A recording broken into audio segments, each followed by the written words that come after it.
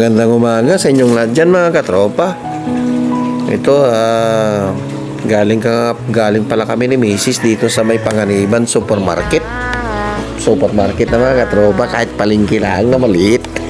Maging social, di ba mga katropa? Supermarket lang ito mga katropa, palengke. Ito sa harapan ng simbahan dito sa may Panganiban na tuwing linggo ng umaga mga katropa. Ganito ang kaganapan dito mga katropa. Ayan, si Mrs. nga pala ito mga katropa, si Mrs. bumibili ng karne ng baboy mga katropa. Sana kasi gusto niya raw niyang makatikim ng karne ng baboy mga katropa. Tsaka yung kumuha na rin siya mga katropa ng dugo, parang magdidinuguan siya mga katropa. Tapos bumili na rin siya ng mga gulay-gulay dyan mga katropa. Ang dami niyang pinamili. Kasama na yata yung almusal, tanghalian, tsaka yung pulutan mga katropa. Parang malakas naman tayo uminom mga katropa. Ilang shot pa lang tayo lasing na tayo mga katropa.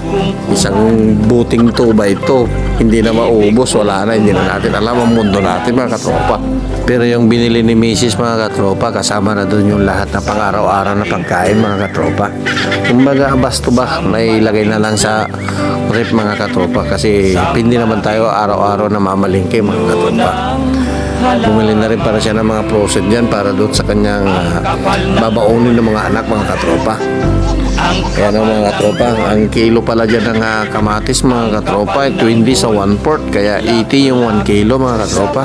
Talagang mahal na yung mga bilihin ngayon mga katropa. Pero magaling si Mrs. mga katropa, yung mga importanteng bagay lang pinili niya mga katropa, saka yung mga hindi madaling masira mga katropa.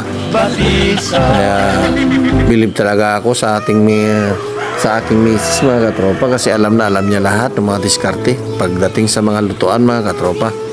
Ayan nga pala mga katropa, hinatid ko na yung aming binili doon sa aming sasakyan, doon sa tricycle.